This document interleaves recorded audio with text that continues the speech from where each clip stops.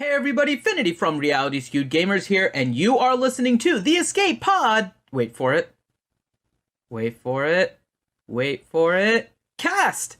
This show was recorded in front of a live Twitch audience, and now, boys, go ahead and take it. Wait for it.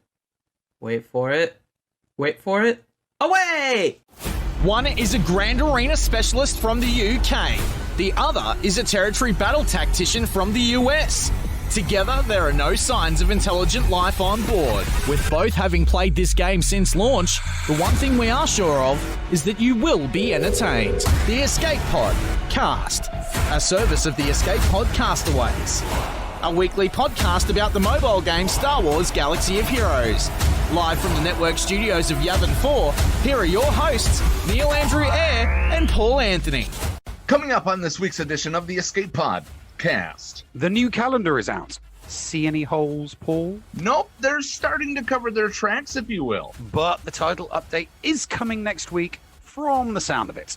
And the death of iOS 10 players. Maybe I could finally get Kyber. The OG is back in the game. You mean admitting that Squadrons was a flop for streaming?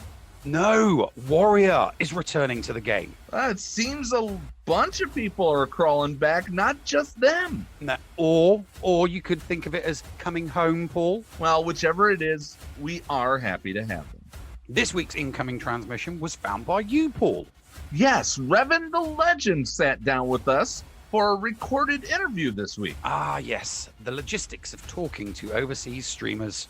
Hey, I found his work refreshing, and I really hope you guys enjoy our chat with him. And on the bridge, we talk about some things planned for both our YouTube and Twitch channels. Don't worry, we're not going anywhere. In fact, more content for you is in the works. And we answer patrons' choice questions that are submitted, along with the breaking news as and if it happens. Right here on the Escape Pod Cast. The Escape Pod Cast News.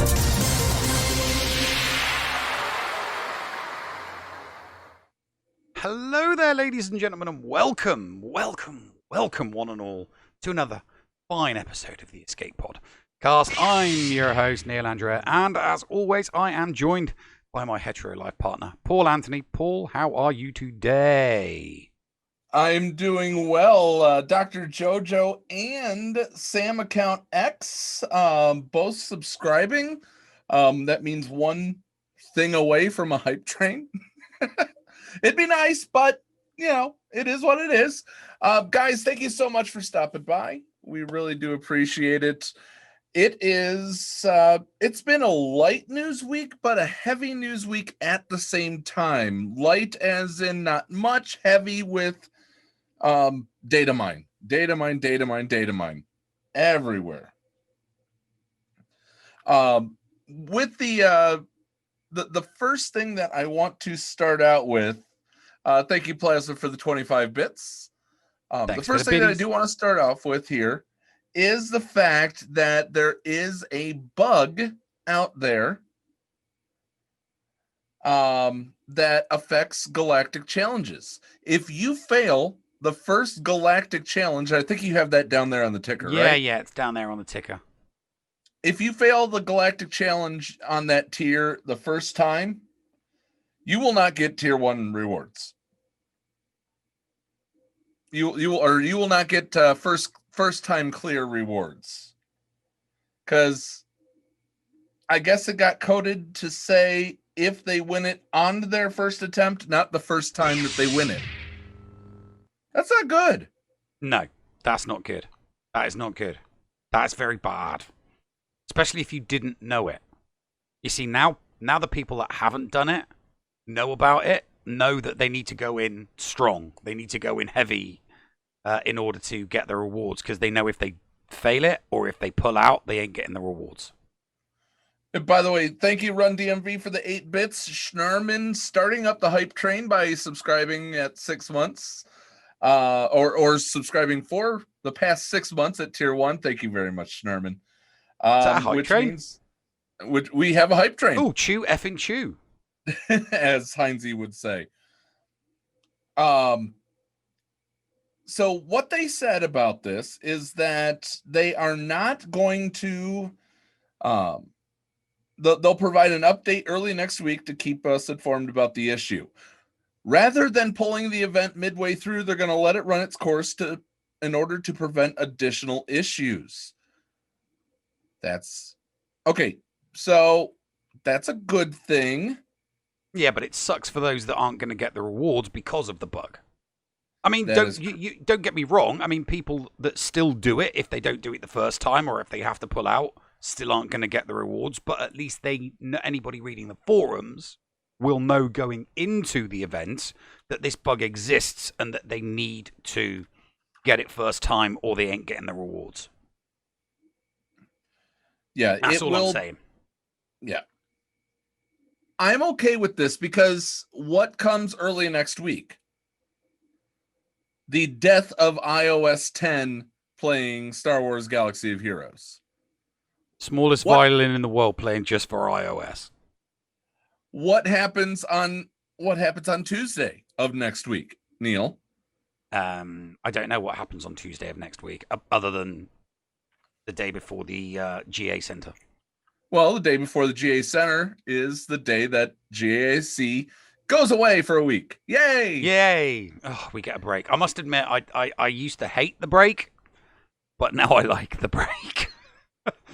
I really did. I used to hate it. It's like, oh, give me my GAC. But yeah, when you're doing content very specifically about GAC, which is exactly what GA Center is, yeah, the break, that 1 week breather, it's nice. It's a nice breather.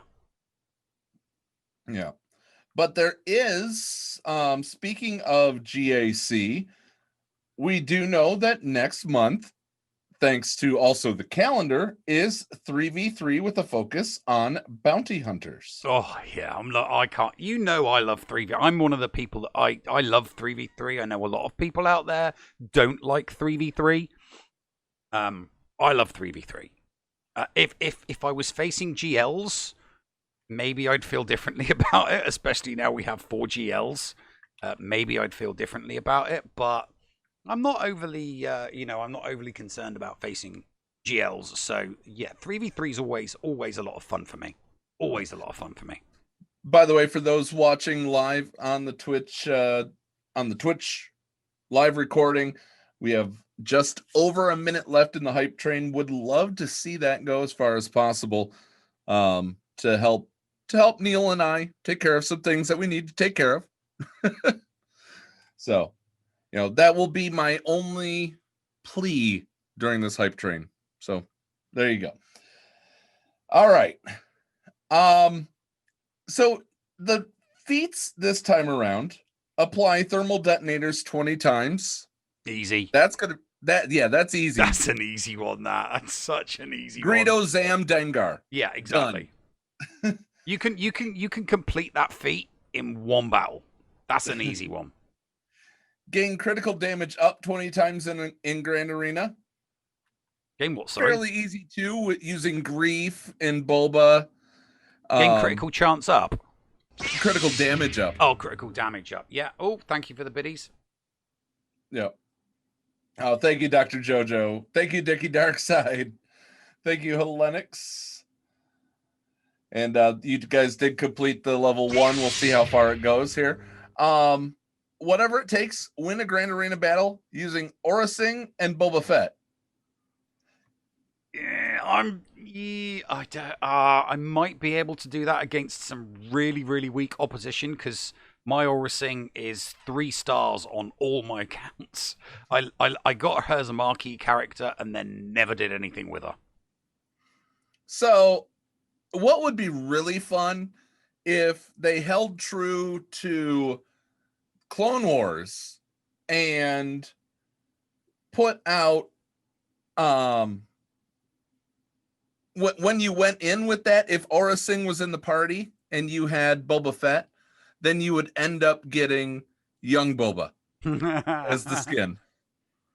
Well, I mean, I don't think they, I don't believe. Oh, thank you for the biddies, Geek Girl. I don't believe they think that deeply about feats where certain factions are concerned. I think, you know, that they've probably got some, that they would probably go deeper into some lore for certain factions than they do for others.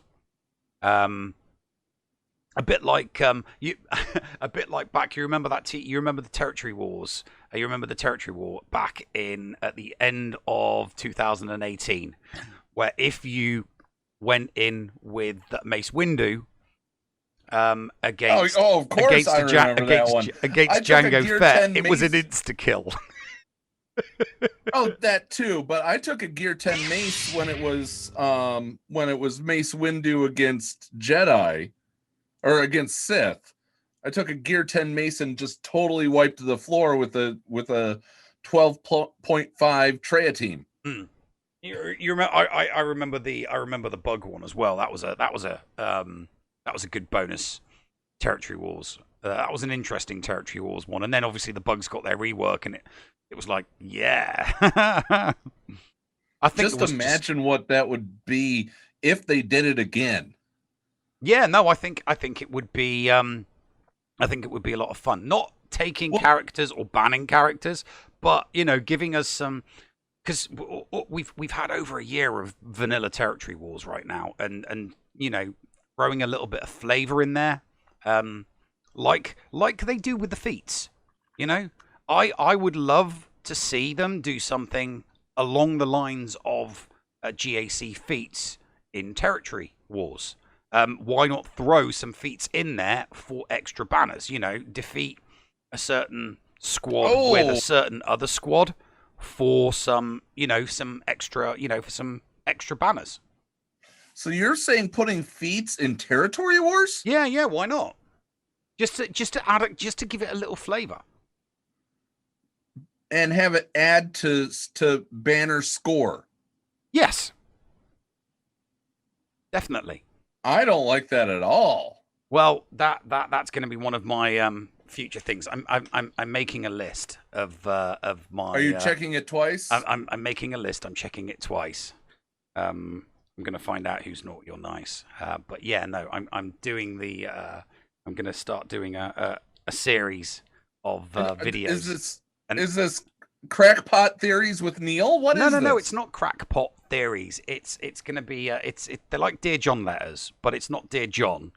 It's dear, who are you leaving? It's dear. It's going to be Dear CG Doja Fett, and basically, you know, any quality of life or interesting idea that comes into my fragile little brain is going to get turned into a 5-minute bit and thrown up on the channel. Because I've got I did a full test. I did a full test of the new green screen studio, the full green screen, and I'm liking what it does, and I want to have some fun with it. If people aren't sure what I'm talking about, there's a short 5-minute video on my private channel, which is where I did the field test, and you know, that is that a joke? Because I did see this video. And it's a picture of you standing in a field. Is it a joke that it's a field test? Yes. That's I can't believe you actually got it. I don't. Oh wow! I'm so happy that somebody got the subtext. I'm so happy that somebody got the subtext. Oh, you have no idea how happy I am that somebody actually got it. Wow! nobody gets nobody ever gets my little hidden things in there. Oh, that's why I'm your hetero life partner. Yeah, I did something. I'm trying to remember what year. Yeah, that was it. I did a similar thing back in 2017. I was in DC, and I was outside the White House, and I took a selfie of me in front of the White House. One was a photograph with it over my left shoulder, and one was a photograph of it over my right shoulder, and nobody got the reference. Left wing, right wing? It's exactly the same. No, because it doesn't, you know, left, right, doesn't matter. It's still the, you know, it's still exactly the same, you know. So nobody got that reference back then either. So yeah, and I had 2,000 friends. This has been Pun Central with Neil Andrew Eyre. Yeah, I keep meaning to put tangent alert, you know, on here, but I never get around to it. Oh, we don't need it. We definitely need it for going nerdy, but we don't need it here. Yeah, we definitely need it. Yeah, we definitely need it for going nerdy. Yeah. All right. So it's just a job. Battle with Zam Wessel and Jango Fett. Mm-hmm. Once again, I think that they should use the reptile-looking Zam Wessel if you do that. Cad Bane and Embo. Who shot first? Win a Grand Arena battle using Han Solo and Greedo. Solo and Greedo? Use them in the same battle. Oh, that's easy. You just do Yeah. that's an easy one. That you just do your standard CLS and just throw Greedo in there. Well, you're still going to get do your CLS because this is 3v3. Yes, of course. Yeah.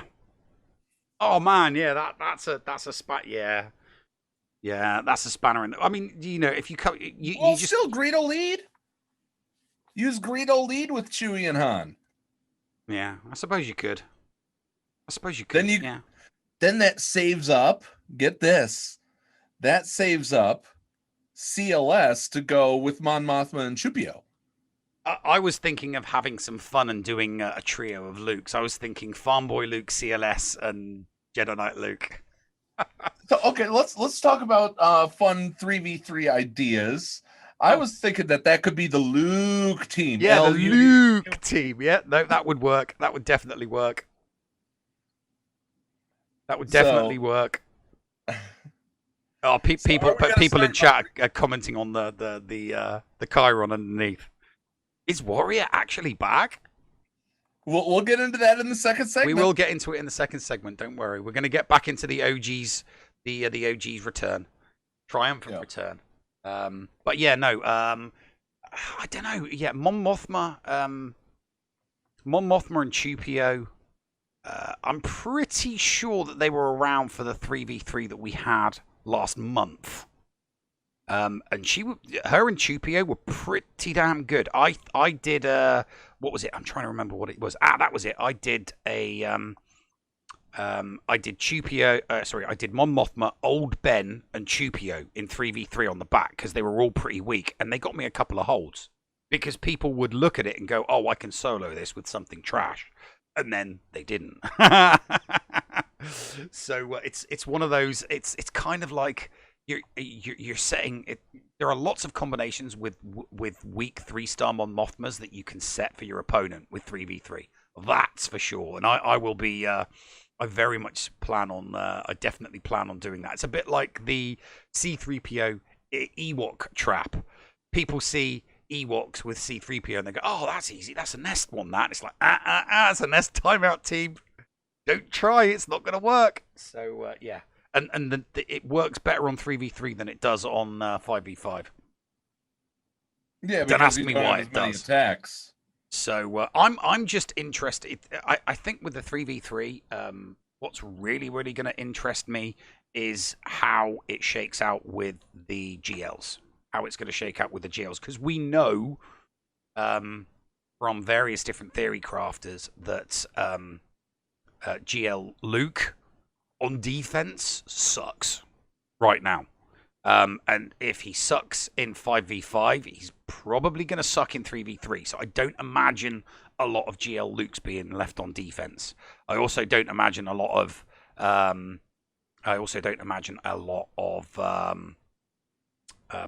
Grandpappy Palps being left on defense. Oh, I don't know. I mean, you're only going to be able to put 2 tanks with it, and it's going to be easy to take out 2 tanks rather than 3 or 4 tanks before you can go for Pappy.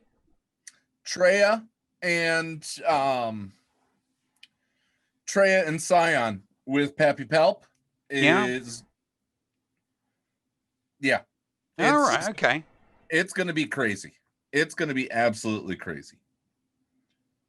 I will take your word for it. You don't have him yet, though, do you? I do not have him, but the theory crafting that I've seen with it, yeah. It's going to be amazing. Yeah, well, I mean, it's going to be interesting because, again, because we've got because fleet nodes are double fleet, it's going to be even more interesting because, again, with 3v3 is a slightly different animal than 5v5. The strategy and the tactics will be different. So it'll be interesting to see how people go with squad placements, because some squads are easy to take out. Some factions are easier to take out in 3v3 than 5v5, and some are easier and some are harder. So it's going to be. I'm really, really looking forward to this to the 3v3. Definitely. All right. Well, let's take a quick break. We'll get into that and the return of some OG content creators in just a moment. But guys, stick around. We got much more to come, and we appreciate each and every one of you being here. We'll be right back after these messages right here on the Escape Podcast. The Escape Pod Cast with Paul Anthony and Neil Andrew Ware.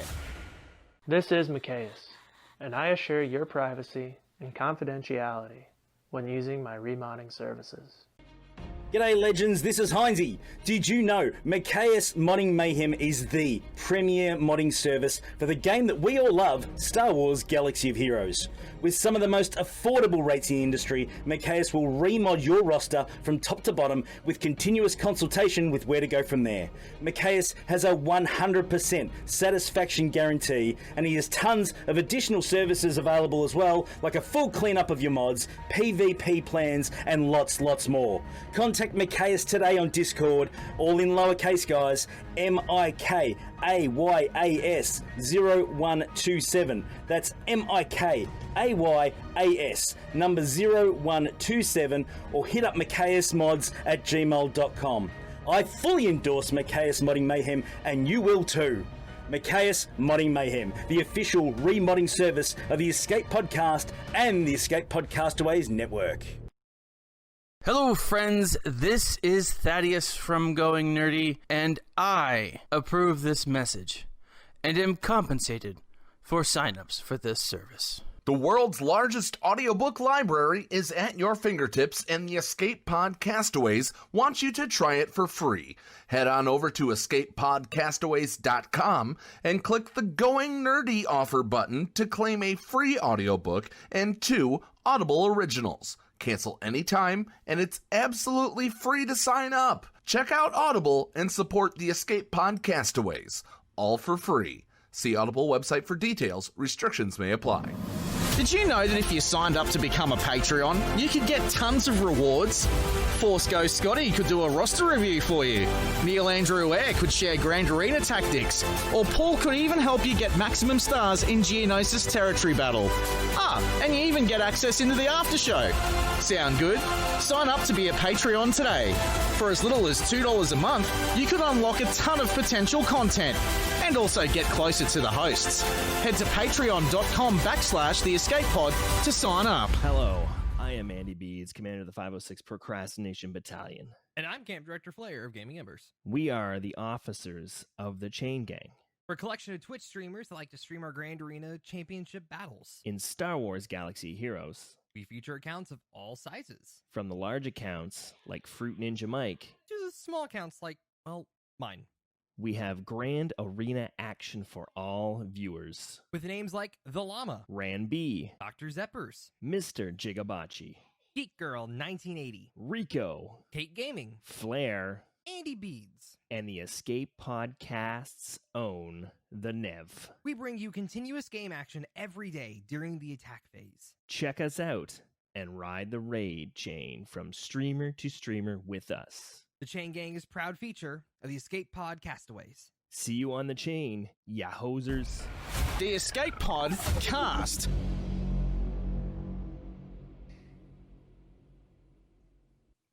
And welcome back. It's time for the second segment. Now, you've seen us talking about some stuff. We've briefly touched on it. It's in the Chiron underneath. The OGs are back. Yes. Yes. Well, we'll jump back to 3v3 here in just a moment. I know it's back and forth right now. Sorry, Neil. Had to go take care of an emergency, so I threw to a break out of the blue there. That's okay. But we're back. We're good. Yes. So we know, right in 5 minutes from now, I believe that Urs is going back live with GAC on YouTube. With GAC, yeah.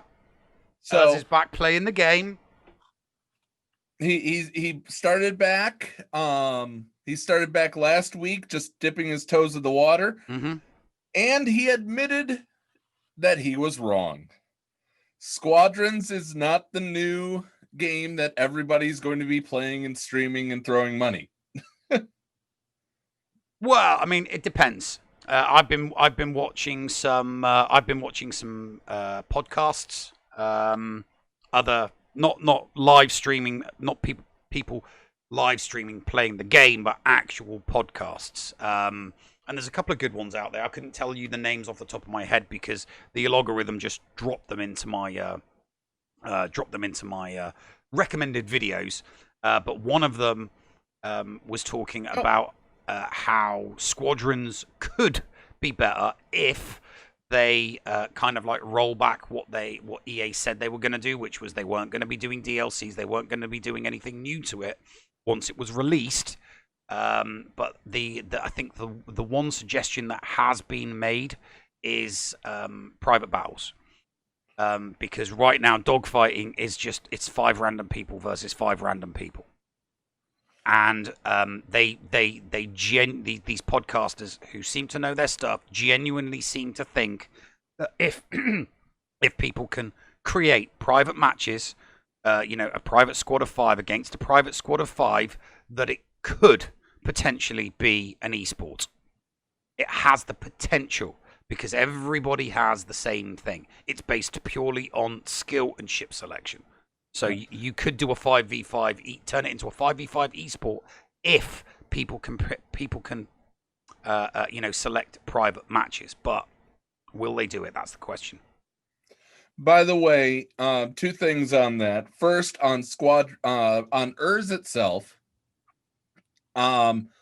he's going at 8:30, not the top of the hour. So 8:30. You still, if you want to catch him live on his first time and solely him, then 8:30 is when he goes live, or 9:30 Eastern. He's gone live on other. He's been doing it live on the other rounds. No. I know. I'm saying what I'm saying is that I said that he was 3 or 5 minutes away from going live. Oh, right. Okay. No, it's 35 minutes from when I said that. All right. Okay. No worries. Anyway, on Squadrons, they redeemed Battlefront. So I'm not throwing in the towel on Squadrons. Oh no, neither am I. I enjoy it immensely. I do. I really, really enjoy it. Yeah. It's just unfortunate that it's not it's not really a streamable game from an individual content creator's perspective. There are, I mean, don't get me wrong, there are variations that do make it entertaining. If you've got 5 people in a squad and they're all on Discord and that's what you're streaming, that's entertaining. That is very, very entertaining. And if you look to one of the streams that Urza did where there was I think it was Heinze and Cubs and him and Arnold, and I can't remember who the 5th was. I can't remember who the 5th wheel was. Whoever remembers who the 5th wheel was. But I'm sure there was a 5th wheel in there. There would have been probably Ram Bam. Yeah. That was very, very entertaining because you could hear them all talking at the same, and that's what makes it fun. It's not so much the playing of the game, but the playing of the game with friends, streaming playing the game with friends and being able to hear all of your friends, the conversations that go on and the whinging and the whining. Just ask Finn. I was doing it with him the other night, and all he and I did was bitch and whine about this one AI person that kept on killing us called Melee. And yeah, we really, really didn't like her. Oh God, we hated that mate. So there is entertainment value there. It's just a shame that Urza wasn't able to capitalize on it really, because I mean he had put a lot of effort into it. But Squadron's loss is SWGOH Gain, because the heartthrob of the Outer Rim is back, baby. Another person that is back, and yes, I've been delaying talking about this just because of all the questions. Warrior is back. Mm-hmm. And Neil broke this info to me. Tell them what you said. Basically, he did make he's made a couple of posts public in and around. He posted on a Discord, private Discord channel that same one that I'm on, saying that he might be coming back. And then earlier on today, this morning, in fact, he posted a tweet. And the tweet was a screenshot of his account rolling a 6E mod for the first time, and it rolled speed. So he's come back, he's fired up his account, and he's done Galactic challenges, because the only way he could have rolled that 6E mod is if he did Galactic challenges and got the 6D to 6A slicing material, and he sliced one with speed, and he ended up with, I think there's like 26 or it's either 26 or 29 on it. So, beginner's luck. He comes back and he rolls a speed stat from 4 to 5 first time. Just spawny. But I'm wondering now. I've rolled a lot more speed recently. And my first ever slice up was speed. I'm wondering if the first slice you do, if it has an available speed slot, if it's going to slice speed. No, just to hook you. No, mine wasn't. I've rolled 4 and I've only had speed roll once on those 4. Which, statistically speaking, is not that far off. So the first one did it on one account, didn't roll the speed. Did it on a second account, didn't roll the speed. Did it on the third account, speed rolled. Did it on the fourth account, didn't. So my first 4 rolls, I only rolled speed once, unfortunately. So, but it was a good roll. It took the speed, the secondary stat to the 20s, which was nice. In fact, it was really, really nice actually, because it took it into the 20s on a 4. Because I rolled a 6E mod that had only rolled speed 3 times, but it was a high speed 3 times, so it was 15 after 3 rolls, and the 4th roll added 6 to it, which took it to 21, I do believe. Okay, so a lot of people are saying in chat that they did not get speed on there, so. Yeah, it is what it is. Yeah, Dickie Darkside's the same as me. Yeah, he says also 1 from 4. Yeah, I've had 1 from 4. Dr. Jojo says 2 from 5. So yeah, varying degrees of luck, basically, because that's what it is. At the end of the day, it's varying degrees of luck. I'm sure if you sacrificed a goat to the RNG gods, that might, sway the luck in your favor. But who knows? But I must admit, it's just nice. I've been chatting with Warrior. We've exchanged a few messages the past few days, and I still check out his live streams.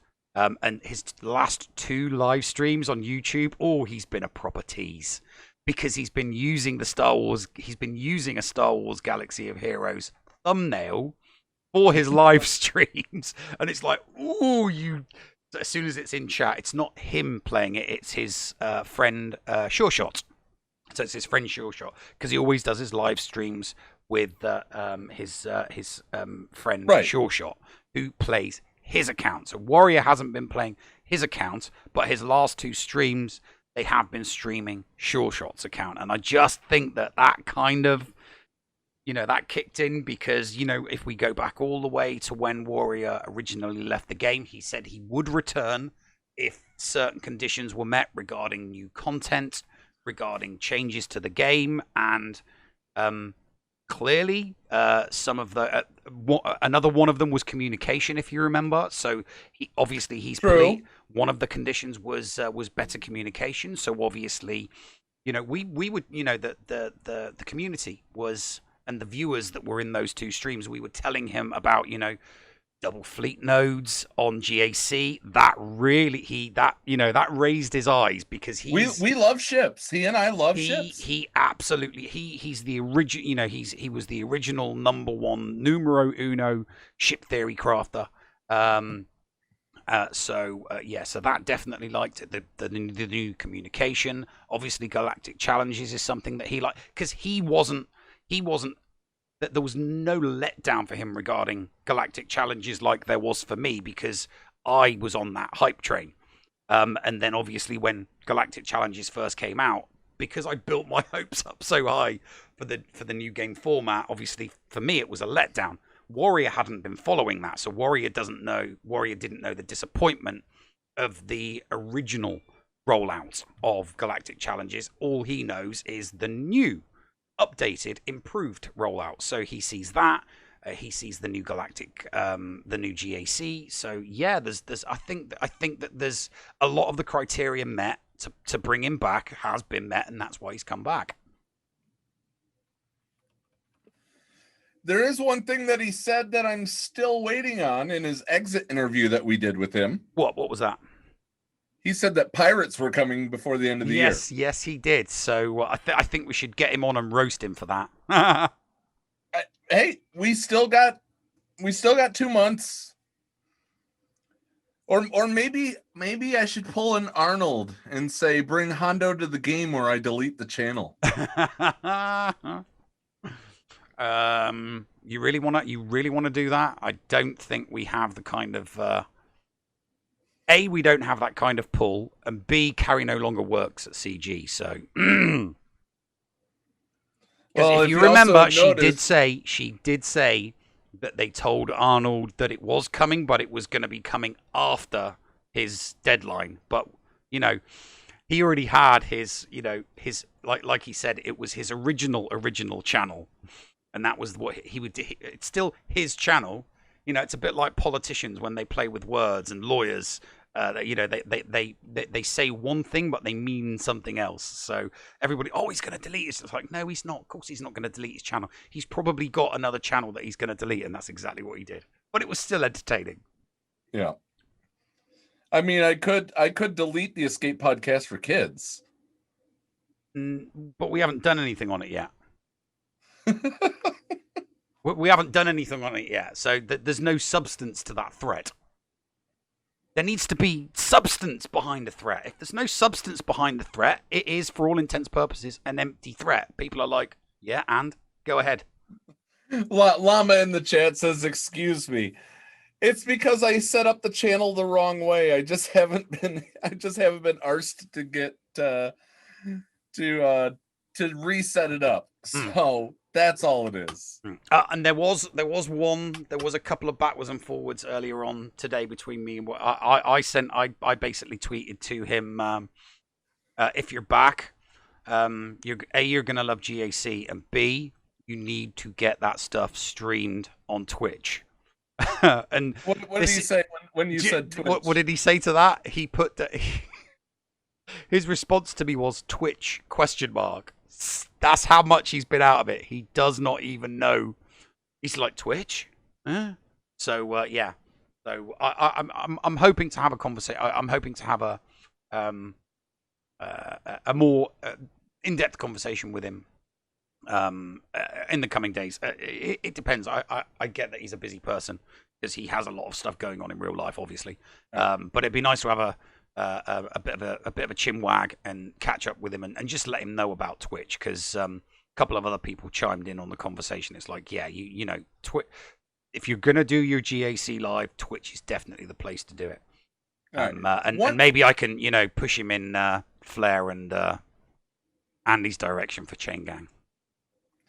So one thing I do want to, we're flying kind of off the cuff here. We didn't have a linear time sheet for this show. I want to touch quickly back on the bug that we're experiencing in Galactic Challenges. What about it? It's not on the bug tracker. It's not on the developer tracker. Not on the dev tracker. Didn't they say that they brought back the dev tracker? Yeah, yes, they did. They did. Doja Fett did say that they brought the dev tracker back. I just maybe that's just a mark of how fast he is. You know, the bug got reported to him so quick, and he went to the devs and got back on the forums so fast that they didn't have time to put it up or on the dev tracker. Who knows? Yeah. Does it say anything on the dev tracker? No, it doesn't. Nothing has been updated on the dev tracker since. And Ray Rock's asking about the Matrix bug. No, that's just a hilarious thing where Talzin or Daka get stuck in their backwards fallback poses. Mm-hmm.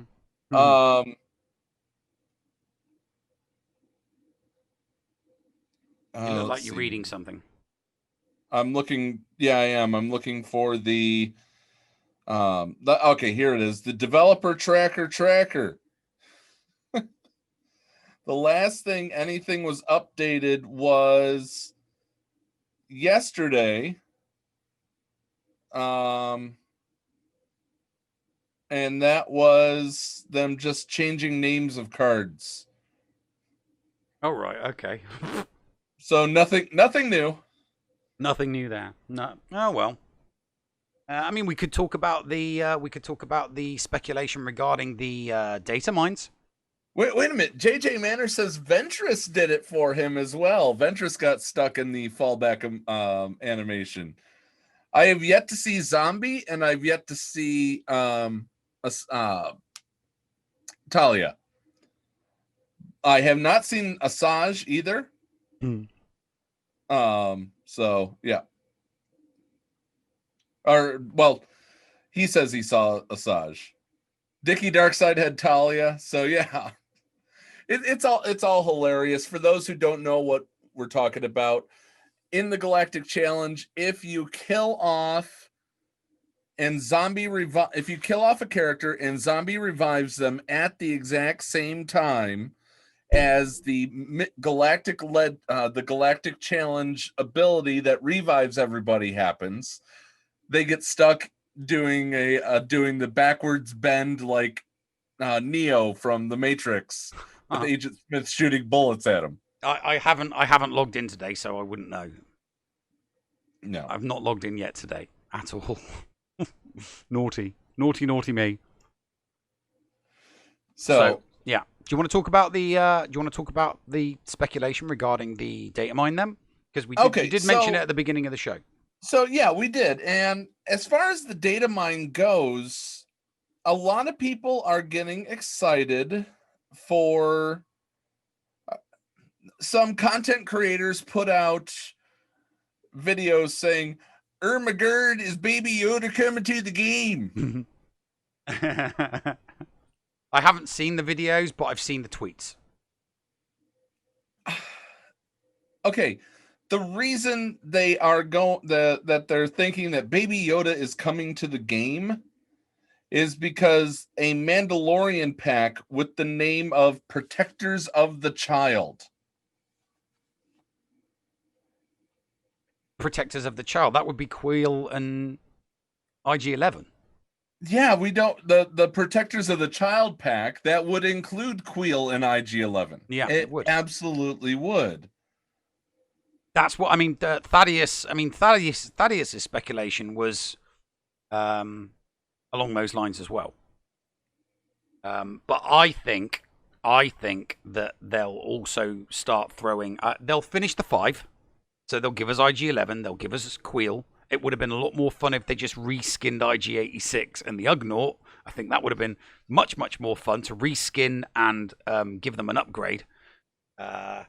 Because they're entire rework. Yeah, just give them a rework, give them a new skin. I think that would have been better, but that wouldn't make them as much money. Obviously, you know, they throw those 2 characters out as new marquees, and they know they're guaranteed to make $200-300 per character for people that want to whale on them, because that's the standard amount for people whaling on those characters to 7 stars. But I think that we're going to get Scout Trooper. I think they'll throw some. You keep saying this, and there's somebody that got really mad at you on YouTube saying, "Give it up. They're not going to bring 501st Stormtroopers into the game." I do genuinely think they're going to bring some more Empire characters into it. Look, when they did it when they brought the Phoenix Squadron out, they threw a bone. They threw a couple of dark side. They threw the 2 Mandalorians, Gar Saxon and that other trooper. They threw some extra dark side characters in there with the the light side marquees from the show Rebels. So I don't see why they wouldn't do the same thing for the Mandalorian. I don't see why they wouldn't throw as a scout trooper and throw as the flame trooper and throw as a 501st stormtrooper. I'm gonna agree with the person on YouTube that just wants you to quote unquote shut up. They're not bringing a 501st stormtrooper. Yes, I do read your comments, you jerk that posted that one thing. But nonetheless, we're not going to see that sort of thing. Okay, here we go. The Protector of the Chow Pack is already live and just griefed Cara and Mando. Yes. And it's 1,299 crystals for 5 to 15 shards of a character. Mm-hmm. Yeah. And it's random, so you can't focus farm on it. No, you can't focus farm on it, which isn't nice. It's a double gamble. I hate the gambling. I hate the gambling. But I'd like to think that every now and then, because they would technically be tagged as Empire. I don't think that they would create a new Empire Remnant or Remnant of the Empire, anything like that. I do genuinely think that they would any dark side characters from that movie, they would. I want to point out. I want to read what Dr. JoJo wrote because it's very, very true here. It averages to be 67 crystals per shard. Mm-hmm. I don't think so. I actually don't think so. It's only one character, isn't it? It's not one of each. Let me look at the data mine real quick. The data mine says each pack rewards 1 card of each of the following Oh, okay. So it is one of each: Cara, Grief, and Mandalorian. And that's for how many crystals? 12.99. Really? Divided by 15. That's really good, because normally it's 12.99 for just a shot at one character. But if they're doing 3 cards and a chance of 5 to 15, that's not bad. Yeah. All right. So Dr. JoJo says it averages 6.5 shards of each character. Remember my rule of thumb when it comes to buying shards, buying crystals, or buying shards with crystals. Always guarantee yourself the worst. Say, I am purchasing 5 shards of each character. Yeah, you're getting 15 for the 12.99. Yeah. And you have a chance that you're going to get more. Yeah, and then that's the way you've always said it. Anything over it is the bonus. Yep. So it's 86.6 crystals per shard. Okay, not bad. I'll give it I'll give that a C. Since it's one of each, I'll definitely give that a C. It's not like the gamble packs where I give those certainly an A. But yeah. Yeah, it's not for me because of those 3 characters released, I'm only farming Mando and Grief on all my accounts. I haven't started the farm on Cara Dune yet, and I probably won't, to be perfectly honest with you, not unless she is required for what we have hypothesized could potentially be a legendary event in the future, or a Beskar Mandalorian. Steve, I think you're wrong there too. Next, just a heads up, next weekend, because we're coming up to the break here, because we have a long interview and and story time with the llama is more than 5 minutes, so got to balance everything out and break early. Next weekend, Halloween weekend, we get Night Sisters, but then the following month, all of the stuff takes place on Navarro, which is the world that Mandalorian is set on for the majority. Grand Arena starts on November 2nd. Territory Wars on the 4th, 8th, 9th, and 23rd. Territory Battles, Dark Side on the 12th, Light Side on, we have an upcoming next week. We have an upcoming Territory Battle. Light Side on the 12th, Dark Side on the 27th.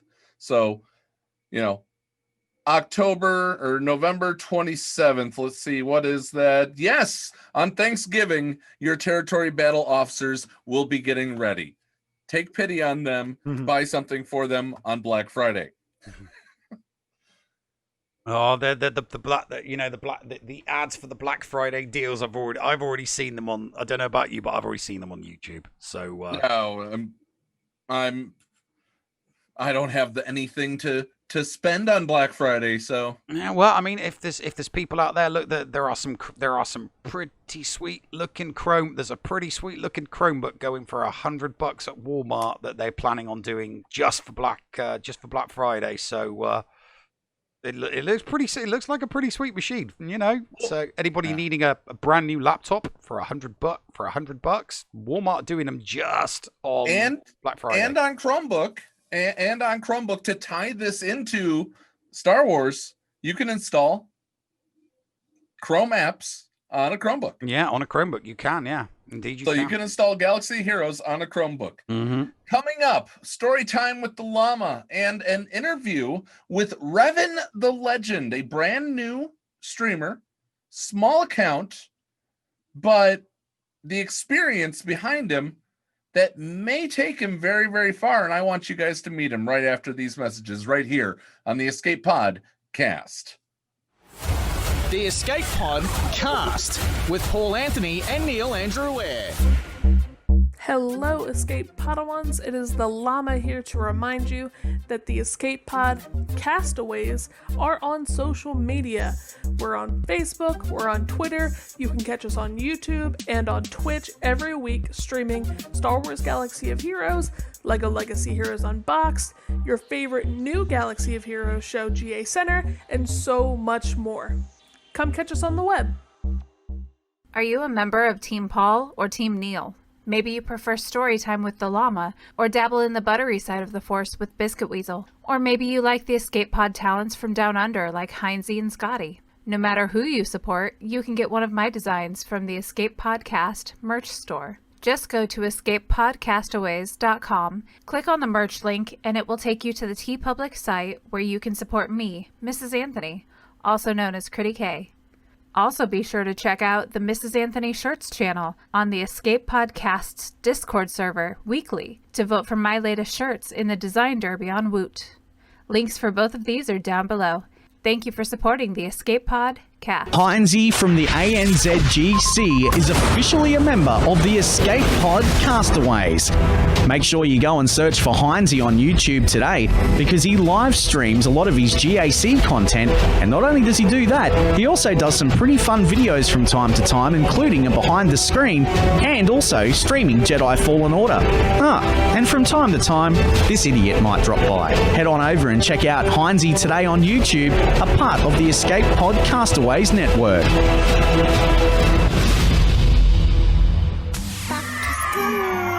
Escape Pod cast for kids. It's really cool. Hello, Escape Padawans, and welcome back to Storytime with the Llama and the Escape Pod cast for kids. This week on Journey Through the Journey Guide, we are going to be taking a look at the Contact Protocol Legendary event to get C-3PO. To get C-3PO, you are going to need 5 Ewok characters, all at 7-star, at least Gear 11, Ability Level 8, and Mark 5 mods on them. Suggested characters for the event are going to be Ewok Elder, Chief Chirpa, Wicket, Logray, and Poplu. Now, you can also do this with T-Bow instead of Logray, but the event is much, much more difficult.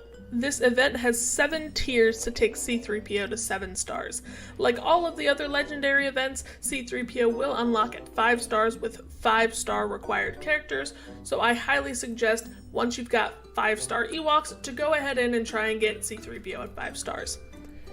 Now, this is a very difficult event, which gets a difficulty rating of hard.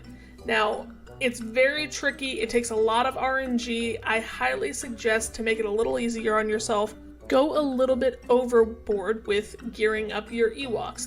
Now, it's not a complete waste because you can definitely use them in GAC, so it wouldn't be too much of a problem if you took a few of them up to 12.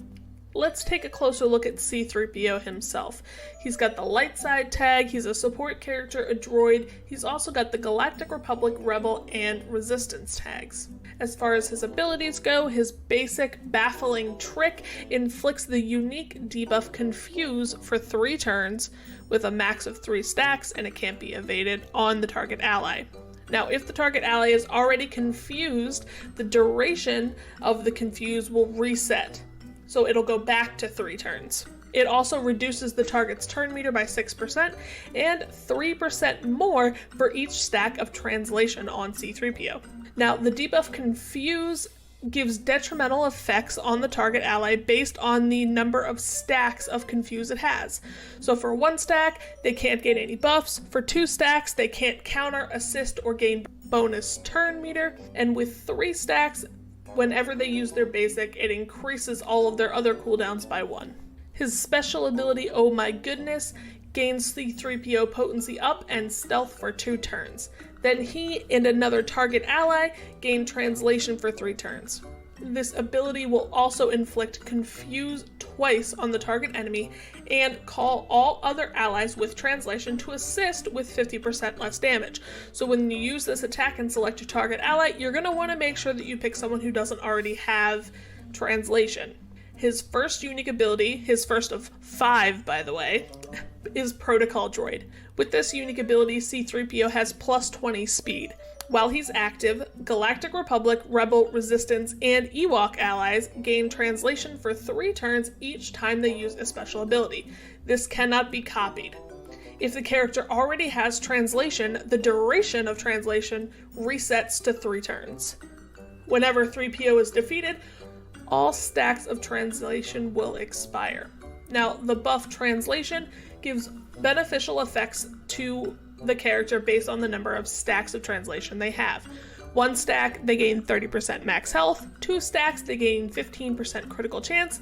And for 3 stacks, whenever C-3PO uses his basic, they actually increase that character's cooldowns by 1 on all of their abilities. His second unique ability, Wait for Me, grants C-3PO and R2-D2 plus 10% evasion for each of their own stacks of translation. At the start of the encounter, they gain translation for 3 turns. When there are no other allies, C-3PO escapes from battle. His third unique ability, Intermediary, grants all allies plus 10% defense penetration. Each time a Galactic Republic or an Ewok ally gains a different non-unique, non-protection buff, they can grant 15% protection for 2 turns. For each stack of translation, Galactic Republic allies have an additional 10% defense penetration, and that's actually doubled for Ewoks.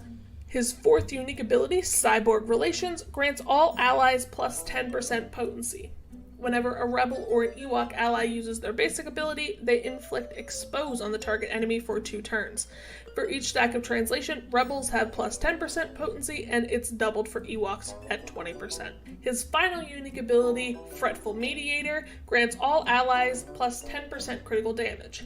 Whenever a Resistance or an Ewok ally uses their special ability, they inflict offense down on the target for 2 turns.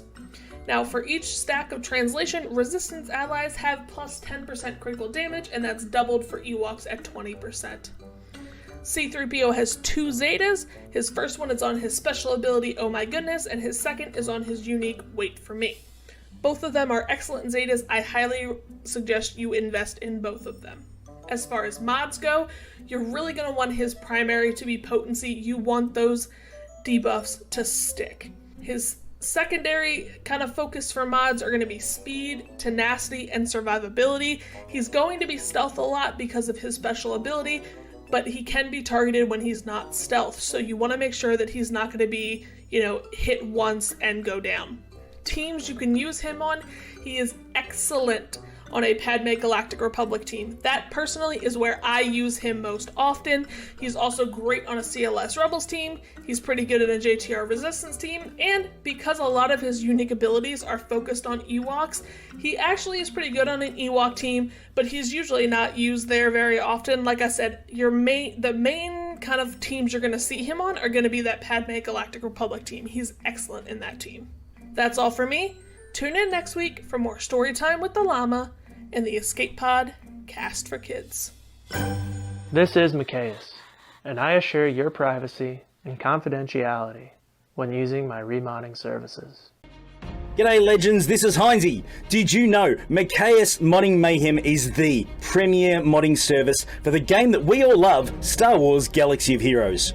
With some of the most affordable rates in the industry, MacLeod will remod your roster from top to bottom with continuous consultation with where to go from there. MacLeod has a 100% satisfaction guarantee, and he has tons of additional services available as well, like a full cleanup of your mods, PvP plans, and lots more. Contact MacLeod today on Discord, all in lowercase guys, MIKAYAS 0127. That's MIKAYAS number 0127, or hit up MacLeodmods@gmail.com.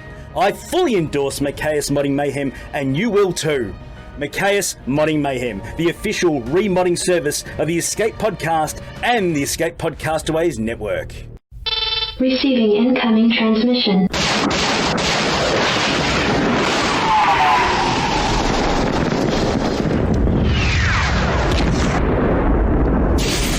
Receiving incoming transmission.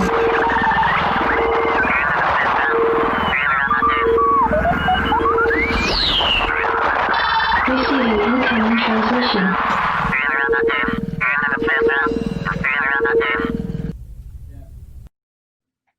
Ladies and gentlemen, welcome into this week's incoming transmission. And this week, I have somebody who describes themselves as just a Star Wars fan, mostly, and you'll like this, Neil, because of the extended universe. Oh, we're going to get his into channel. He made his channel as a hobby, and because he wanted to see if his personality would transfer to on camera. And I really do think it does. Off camera, he's a hardworking class guy. He works at a pharmacy, and we all know how that is right now in this COVID situation. His YouTube presence has taken off. He is an up-and-coming star. He has no delusions of grandeur, though, and he just wants to make a solid channel with a solid audience and have some fun. And Neil, you're going to love this because he's a small account. Mm-hmm. He's a small account. Plus, I like it because he made a Goldberg joke in the video that he posted onto his onto the forum on or not the page on Facebook. We're gonna get into all of this, but ladies and gentlemen, let me welcome to the community and to the show, Revan the Legend. How are you, brother? I'm very good, sir. Thunderous applause? Nothing? No? Okay. I'm sure right now Helenix is putting little clappy emotes, even though this is pre-recorded. He's putting little clappy emotes inside the chat. That was a very kind intro. Thank you very much. Very well, I do admit you wrote some of that, but I mean it was just perfect enough. Thank you, sir. So let's start out. Let's introduce. Let's talk about you. You said that you're extended universe fan. Oh yes. Where in the extended universe do you plant yourself? This is more of a Neil question. Yeah. So when did you first get into the EU? Because for me, it was early 90s. Yeah, similar, but I got into it in such a backwards way, a very Star Wars way. The first novel I picked up was the final book of the Thrawn trilogy. Yeah. Figure that one out. I did it completely Star Wars. I read the end of the story first. Then I grabbed a random one from the Jedi Academy trilogy. and then I eventually found my way to the start of the NJO. So I had a very random path into the EU, but as soon as I found those 3 novels, I was gone. Yeah, no, that's exactly how it was for me. I started with Truce at Baccarat, read a couple of the one-offs, then obviously we got the Jedi Academy trilogy, and then obviously, you know, the Thrawn trilogy, which was just like mind blown. I was gutted. So yeah, it's a shame you read it in the wrong order, but you got there in the end. You got there in the end.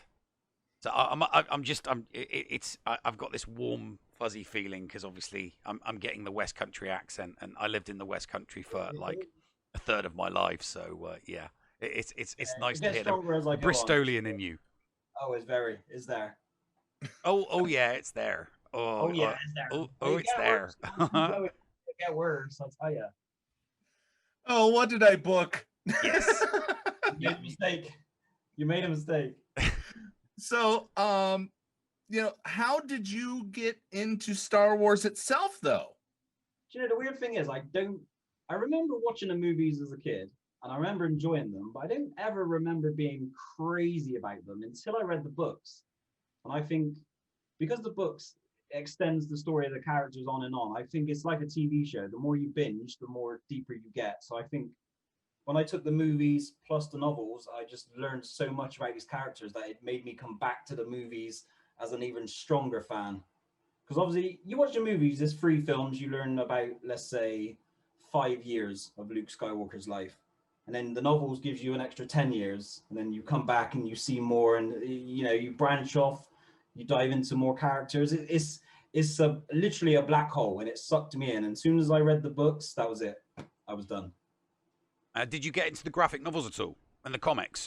I've only read a couple. I'm not a huge comic guy, but the Exar Kun and Ulic Qel-Droma, all that, I loved that when I learned a bit about it. So I've got the Tales of the Jedi. Mm-hmm. Yeah, good one, good set. That excellent set. My favorite character, bar none, Kip Duran. So there's a graphic novel called Leviathan with him in it. So I've got those.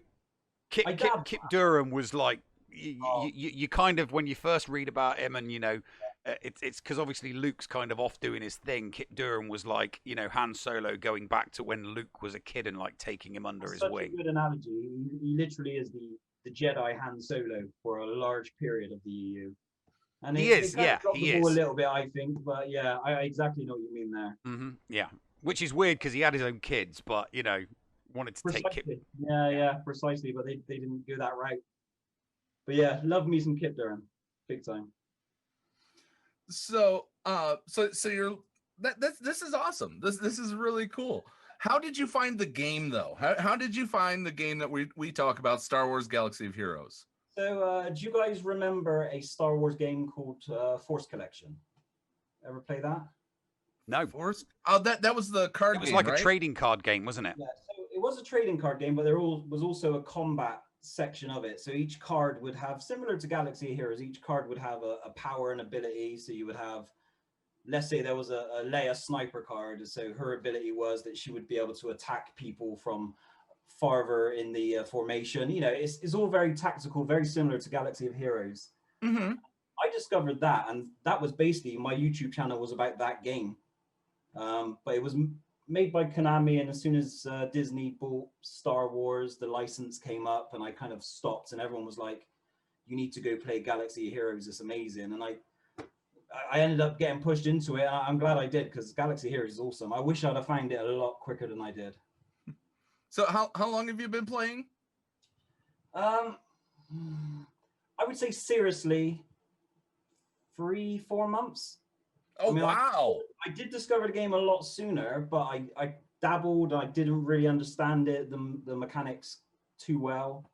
But I would say for the last 3 months, I've been playing it properly. So you've, wow. So I don't know if you saw the video that turned me on to this guy.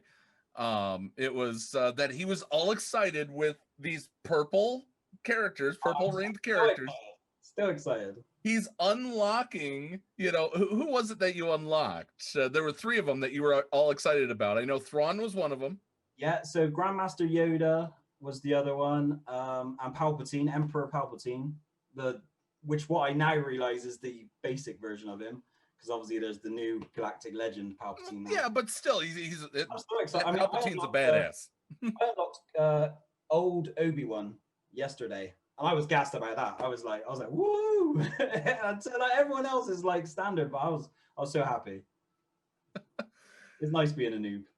So no, it's refreshing because Neil and I, we deal with a lot of the end game players. Yeah. We cover stuff that comes out pretty much in end game because that's all that that CG has been really putting out lately, with the higher tiers of Galactic challenges and these Galactic Legends and things like that.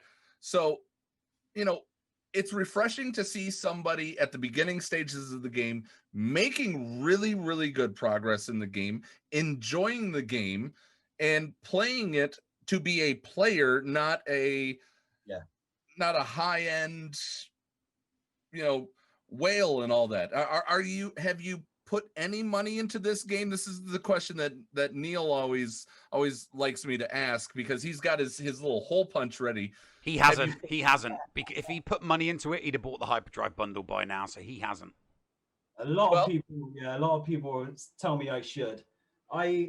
Technically I have, because when I very first started the game, I assumed that the Chromium packs were a good thing, and I was like, if I spend £10, open some Chromium packs, that'll make a cool video. And I did it, and then all the comments were, "You're an idiot. Why are you wasting crystals on crystals?" And I didn't know. I thought they were good. I was opening them up and unlocking these characters, and I was having a great time. And then all the comments were like, "What are you doing?" And I was like, "Oh, I don't know." So technically I have, but only for content reasons and only the one time. So that's it, £10 ever on my first video before I really knew what the game was, and I got crucified for it. So I was like, okay, Neil, can we forgive him and cut a corner? Please. I'll allow a one-time crystal purchase of £10. Thank you, sir. But so you can maintain your free-to-play car, but it does have a punch in it. But you've still got it. I haven't ripped it up. Don't worry. I'm not taking it off you. It's just, it's got a tiny little punch in it.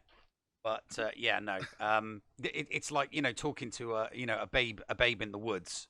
It's like a sweet innocent child playing the game for a first time, because you haven't even hit level 85 yet. So we'll definitely be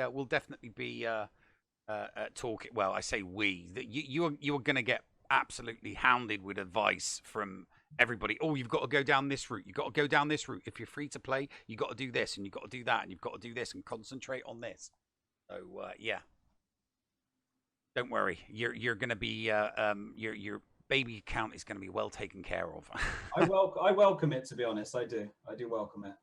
So where are you at right now? What level? I am at level 79, halfway through the XP bar. All right, those last five are going to take them how long, Neil? A few weeks, couple weeks. Oh, really? Yeah, it's going to take you a few weeks. Once you get past 80, I mean, it takes a day a level up to about 60, and then it takes a day and a bit, then 2 days, then 3, then 4, and so on and so forth. So as you ramp it up to between 80 and 85, you're looking at a couple of weeks. I don't mind that. Yeah, I don't mind that at all. What has been your favorite part of this game so far, other than just knocking out these things? Because as I said, the wrestling joke that you had, the Goldberg joke, is who's next? Yeah, I don't, and R2D2 is next. That's who's next. R2D2 is next. I've already got I've got the 100 shards, so I've done up to the 4-star level, but I've got a bit of work to do until I'm ready to get him at 5-star. So he's next.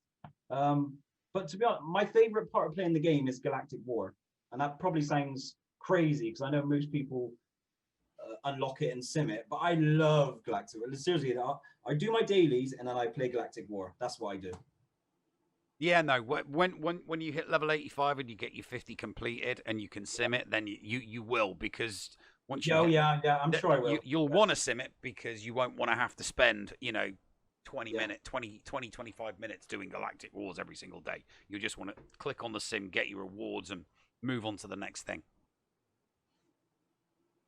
But it is not a bad thing to be enjoying Galactic War as you go right now. It's actually pretty good content as well, for early gamers, for people that are, are you cheesing it a little bit by using Phoenix, or what's your current strategy for Galactic War? Yeah, a lot of cheesing going on, a lot of cheese. But what I am finding that I'm coming up against squads I can't beat. So I that's when I get to be a bit tactical. So sometimes what I use is my second or third best squad, and I'll attack one character only. And if I can get a squad down to 4 people, then I know Phoenix can come in and finish them off. So that's what I like about it, is that it's not just, click auto and win. Sometimes I do have to be a bit clever. I know, if I can take Talzin out, I got a chance with the Phoenix to come in and clean up, or something along those lines. But yeah, mostly Phoenix. I keep saying it on my channel. I need to stop auto battling all the time. I need to stop, but I can't help it. I do it a lot, and it has bitten me now that I'm trying to get these legends, and you do need to be manual. I am struggling a little bit. Yeah, just a top tip for when you're doing Phoenix in Galactic. Well, you can auto it; it's not an issue, but you want to take it off auto once you get down to the last 2 characters, so that you can manually beat those last 2 characters just using your basics, so that you can reset all your specials. And then when you start the next battle, you can, it kills a bit, gets you through it a little bit faster, when you know that they can win on auto, but the AI will use your specials when you don't need to use a special. When you're down to like your last 2 characters, you can pretty much finish them off just using basics. So you wanna just hit stick on auto. You can auto will be fine, but when you get down to those last 2 characters, take it off auto. Just finish it off manually so that you can reset your specials for the next round, and then you've got all of your specials for all the Phoenix available right from the beginning of battle. That's a great shout, because the only time I've done something similar is with a healer. If I know my tunes are fine, I don't want the auto using the healer, then sometimes I click on manual just to make sure she only uses the basic. But yeah, I've never done that with Phoenix. That's a good shout. Yeah, you've got 1, 2, 3, 1, 2, 3, 1, 2, 3. Now the ones are always easier. So if you do need to do a little bit of healing, take someone out, take your strongest out, Phoenix out, put a healer in, but just for the first one, and then you can regen the health, finish it off, and then when you do 2 and 3, go full Phoenix. Yeah, that's a great shout. Yeah, I'll definitely start doing that. We'll have to do a video. We'll do a video together, and we'll do a video together so that we can, so I can help you with some of the some of these basics until you're used to it, because it'll only take a couple times, and then you'll be able to crack on yourself. Fantastic. Are you so how, for those who who we're introducing you to right now, how often can those people expect content from Revan the Legend on YouTube? So with Galaxy of Heroes at the minute, I've been posting weekly, but I have noticed that it is my most popular series on the channel. So I'm trying to make a concerted effort to post more, but I don't want to post garbage. And obviously, when you're a low tier player, there's not a whole lot you can show people really, beyond unlocking significant characters or doing a bit of Galactic War. So I am trying to come to a good balance where I want to post more, but I don't want to post garbage so people just go, it's just 10 minutes of the guy waffling, I don't want to watch that. So I'm trying to strike a balance, but I do want to push out a bit more now. You said you did the Force Collection game before that. How often were you pumping out videos for that? Often, very often. I mean, that game's kind of different to this, where people love pack openings, and pack openings were easy to do, and you didn't even have to pay money.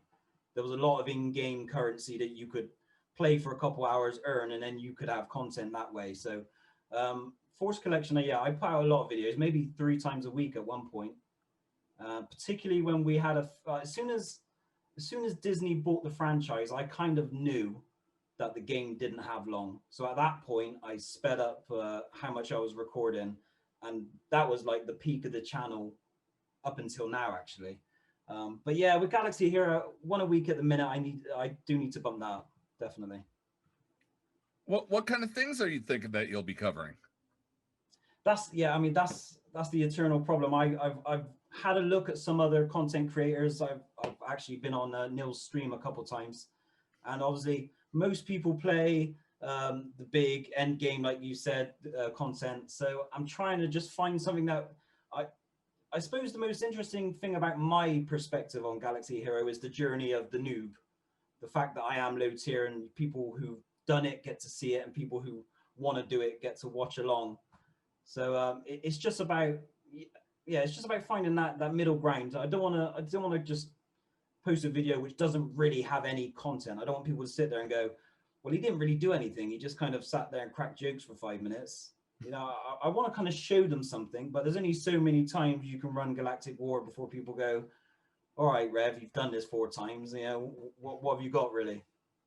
Well, I'm gonna tell you that in watching some of your videos, you know, it quelled the urge to do an alt account in a way, not in a negative way, but you know, I got to relive those beginning steps, and I'm sitting here, I'm going, yeah, unlock him.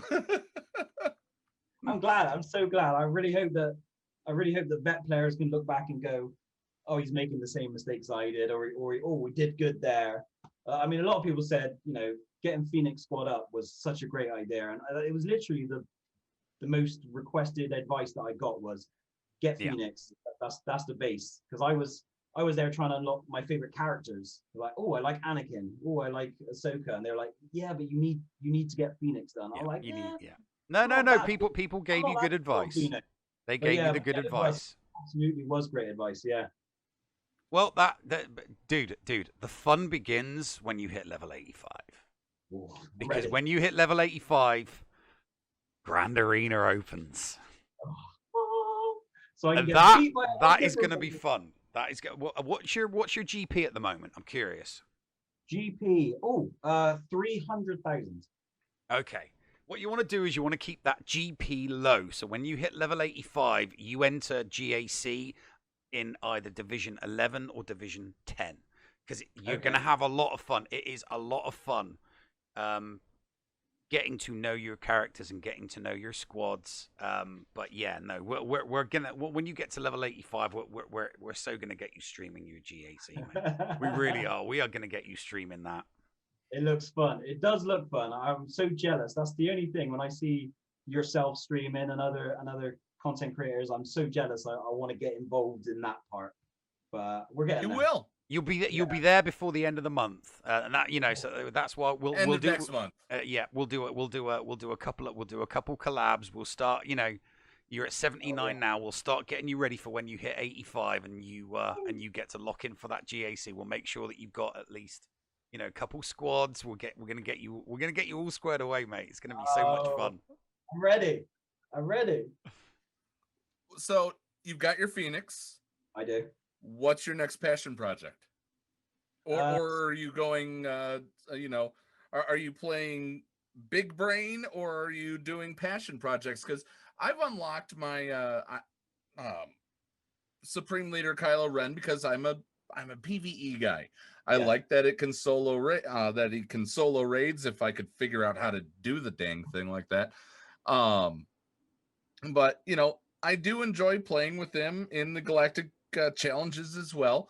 But when it comes to what I'm farming now, I'm actively farming for Jedi Knight Luke. I'll passively farm for Jedi Master Luke, but I may passion project back to my bounty hunters or possible, you know, Mando content coming up. Yeah, I mean, at the end of the day, I played a game for fun, and I know a lot of people said you need Phoenix to unlock certain people, and I went with it. But my goal is not. I'm not going to be a top player. It's just I won't put the time in that other people will. I won't put the money that some people do. So I literally play for fun, and what I like within the universe available to us, obviously the Old Republic, Revan and his friends, but I really love the Galactic Republic. So my next squad is pretty much Jedi. So I've got Jedi Knight Anakin, Ahsoka, I've got Luminara, I've got now Grandmaster Yoda. I just want to get these guys, all of them to level 70, all of them purple gear, which I have done, and then I'll just work on the next one. I need to work on a dark side team, so probably an Empire. Empire is next for me. Yeah, once you've got your Empire, like you said you wanted to get your R2, so we'll get you squared away with an Empire squad so that you can get your R2D2. And then I think once we've done that, as your name says, we got to get you squared away with your Old Republic buddies. We got to get you squared away with your Revan and your Old Republic buddies. I need him. We are gonna get. Don't worry, mate. We are gonna get you squared away with your Old Republic buddies. We're gonna put you on the path to getting your Jedi Knight Revan, because like you said, you want a Jedi squad, and Jedi Knight Revan during the early game. That's Jedi Knight Revan. He is the man who you want leading your Jedi, and he will be. Oh, and he will be. He will be.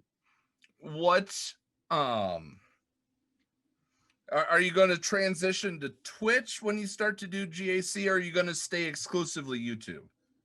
To be honest, at the minute, that decision's not in my hands because my PC probably won't cope with streaming.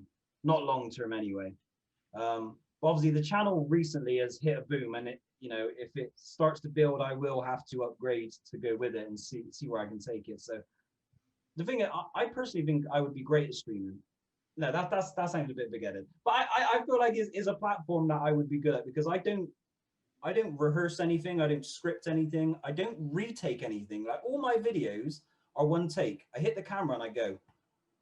It's just how I am. And obviously with streaming, I think that would be it's something that would transition well to streaming. I would love to do it, but yeah, not immediately. Maybe in the new year, perhaps. But I would have to invest, and I'm happy to do so. Yeah. We'll get you squared away. I will talk you through exactly what you need, because when I was doing, when I first started off, the base PC that I was using had like 4 gigs of RAM in it, and what I'm using now is just stuck together with bodge tape and glue. Like just adding bits and pieces. Added a bit of RAM. Added a 2 gig graphics card. Added a couple of monitors. Added a camera. Added a mic. It's just adding on and adding on and adding on, and it all builds up over time until you're in a position where what you've got is actually more than adequate to be able to do what you need to stream the game on your PC. Because all you're gonna need, mate, is OBS. Your camera running in OBS with a emulator running your account, mate. It might be that I can then. I mean, the reason I've tried not to is because I tried streaming a bit of Fortnite last summer, and the computer couldn't take it. Well, it's because you were running Fortnite, which can be graphic intensive. Yeah. When BlueStacks, I don't know if you use BlueStacks or Nox or whatever, those are simply emulators of just a low power phone. Yeah, maybe then. Maybe I can. Yeah, because I did stream. I streamed a little bit of Force Collection, and that was fine. So maybe Fortnite's hit my confidence, but maybe the old baby can run it. Who knows? There's no doubt. I mean, we're pre-recording this, but there's no doubt in my mind that in chat people are going, "Do it, do it, do it, do it, do it." Me the Palpatine. I will not slice his head off. You should not have done that. That was bad move, Anakin. Bad move. Spoiler alert. You've done this to yourself, Anakin. as Ranger likes to say. How could he? So, all right. I mean, this has been a very, very wonderful interview. I'm so glad that we found you. I'm so glad that you agreed to take some time. It's late there. I know that right now. That's fine. I got the Pepsi. I'm good to go now. But one question we do ask is, how do people find you? And pretend that it's Friday. Okay. What do you have coming up? So I basically have 3 games that I run at the minute. So there's obviously Galaxy of Heroes. I probably will have a video out this weekend. I also play Star Wars Card Trader, also an emulated game. Probably again, maybe a video out this weekend. And then I play a wrestling game, which is called 80s Mania Wrestling Returns. For anyone who's a wrestling fan, Yes. my man knows. It's basically a booking simulator where you can, you know, make the card. You know, it's a great. It's one of those games. It's kind of like a collectible card / gameplay. You know, it sucked me in. So we're gonna have to get this guy in touch with E-Grace Gamer. Yeah, definitely. E-Grace loves his wrestling. Oh, does he? Good man. Yes. I used to play WWE Supercard, but that got a bit. That did get pay to win, and I was like, I can't be doing with that. But yeah, that's the games I play at the minute, and I'm trying to throw in a few top 10 lists because everyone keeps asking me like, oh, what's your favorite Star Wars movie? And I'm like, well, I might as well make a video out of it and tell you exactly who. Spoiler alert. I'm glad I didn't ask that question and spoil your video. It's not Phantom Menace. I'll give you that much. That's a freebie. Even though that film's not so bad, but I'm not getting into it now. I'm not getting... Okay, but the main question is, how do people find you other than clicking the link that I'm sure Helenix has posted a bunch of times by now in the chat, or by clicking down below in the description if they are catching this on YouTube or on the podcast network? How do people find you right now that don't want to go click? At the minute, there's 3 ways. Revan The Legend on YouTube. I am on Twitter at Revan The Legend. And I could give you my address, but we'll probably not do that one. But then we'll leave that one. Yeah, even Twitter. That's it for me at the minute. All right. Any final questions for Revan The Legend, my friend Neil? No, just a statement. We will be talking very, very soon, mate. Oh yes, and I look forward to it. All right, guys. Coming up after this break and the latest episode of Hellion the Noob, we're going to go into Patreon's Choice on the Bridge and have a little bit more fun at the very end of the show. Stick around. We'll be right back after these messages right here on the Escape Pod Cast.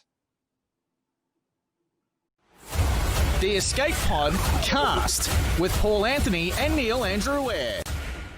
This is Maccaeus, and I assure your privacy and confidentiality when using my remodding services. G'day legends, this is Heinzie. Did you know Maccaeus Modding Mayhem is the premier modding service for the game that we all love, Star Wars Galaxy of Heroes? With some of the most affordable rates in the industry, Maccaeus will remod your roster from top to bottom with continuous consultation with where to go from there. Maccaeus has a 100% satisfaction guarantee, and he has tons of additional services available as well, like a full cleanup of your mods, PvP plans, and lots more. Contact Maccaeus today on Discord, all in lowercase guys, MIKAYAS 0127. That's MIKAYAS number 0127, or hit up MaccaeusMods@gmail.com. I fully endorse Maccaeus Modding Mayhem, and you will too. Maccaeus Modding Mayhem, the official remodding service of the Escape Podcast and the Escape Podcastaways network. Does your guild want to tap into their full potential in Star Wars Galaxy of Heroes? Yeah! For as low as $1 a month per guild member, your guild can unleash the power of the game in ways you never thought possible. Ooh. Track your arena movements, guild progression, and much more. Contact ShittyBill and get one of his shitty bots on your server today. Just look for him on our Discord server and tag or message him for more information. The link for our server is below in the description. Shitty bots, don't let the name fool you. Did you know that if you signed up to become a Patreon, you could get tons of rewards? Force Ghost Scotty could do a roster review for you. Neil Andrew Ware could share Grand Arena tactics. Or Paul could even help you get maximum stars in Geonosis Territory Battle. And you even get access into the after show. Sound good? Sign up to be a Patreon today. For as little as $2 a month, you could unlock a ton of potential content and also get closer to the hosts. Head to patreon.com/theescapepod to sign up. And now time for something completely shameless. I simply must vehemently disagree with you, good sir.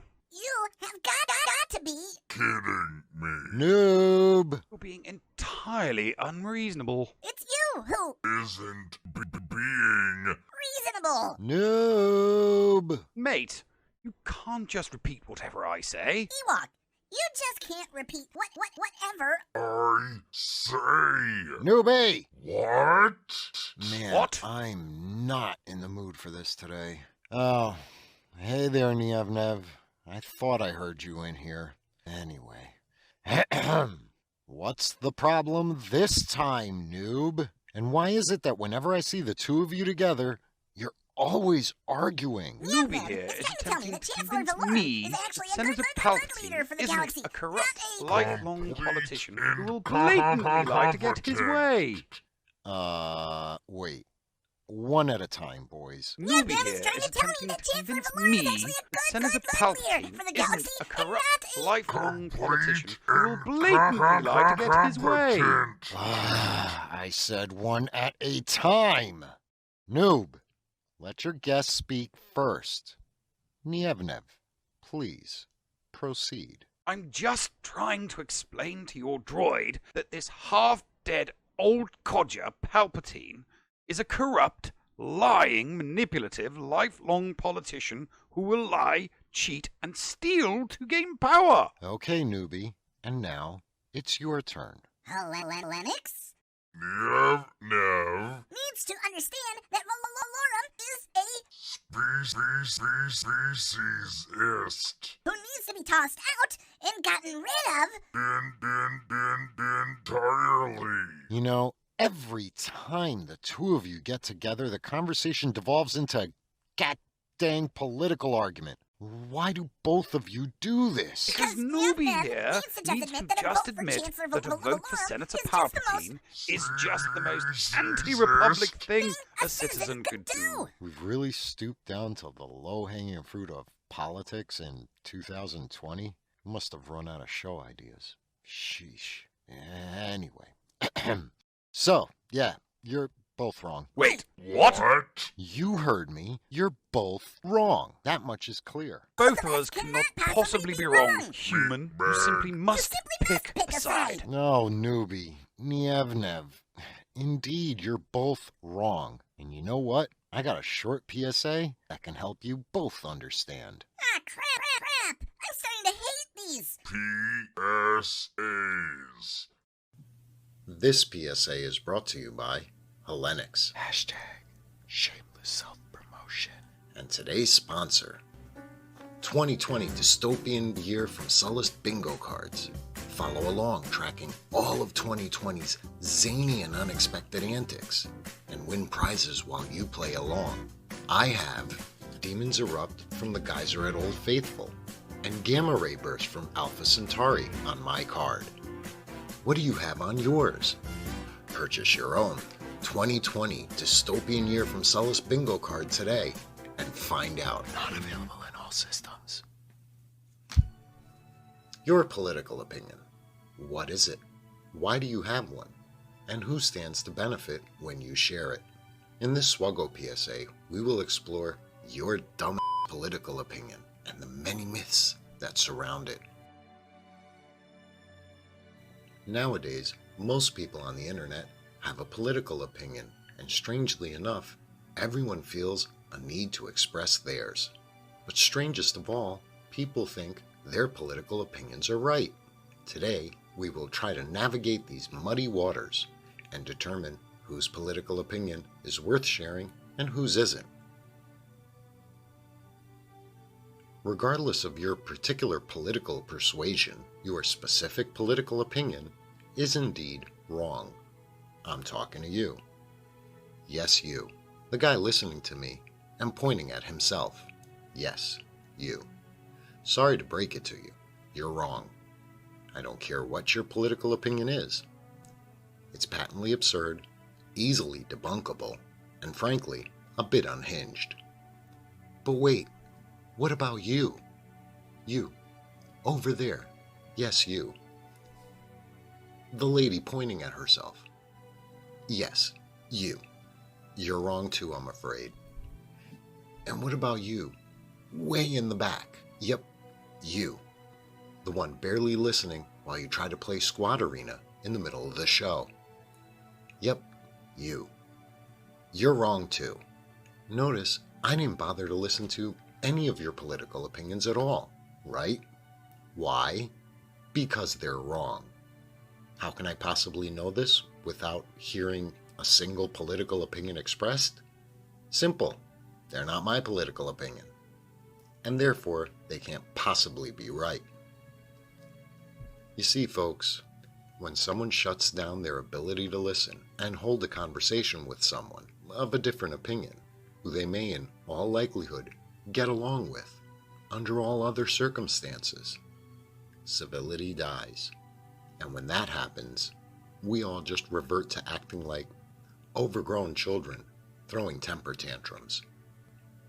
So, do us all a favor. Do me a favor.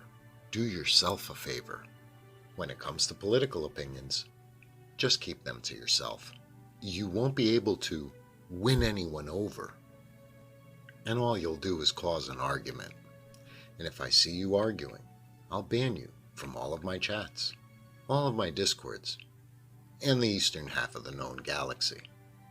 So, before you express your obviously flawed political opinion, remember this. Political opinions are like assholes. Everyone has one, and they all stink. This has been Hellenics. Shameless self-promotion. For the Hellenic SWGOH YouTube channel. And 2020 Dystopian Year from Sullust Bingo Cards. Buy yours today. Not available in all systems.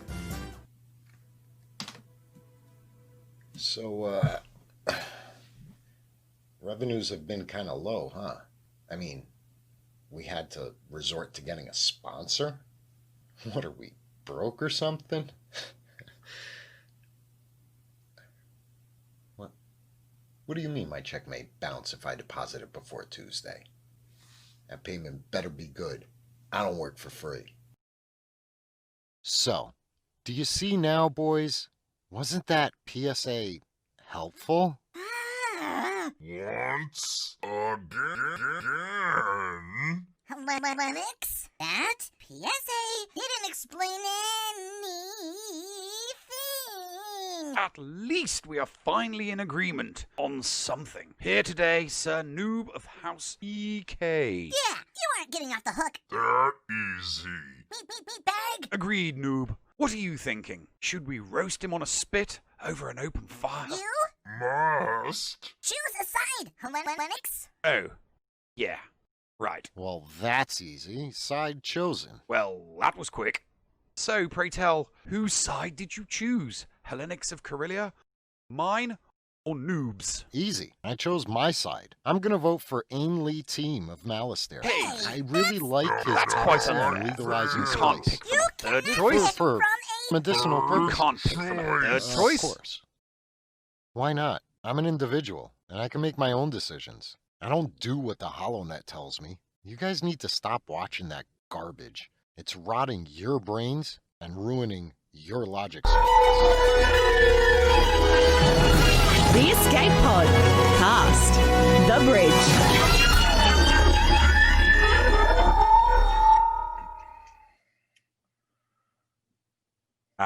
Welcome back to the bridge of the Millennial Fulcrum.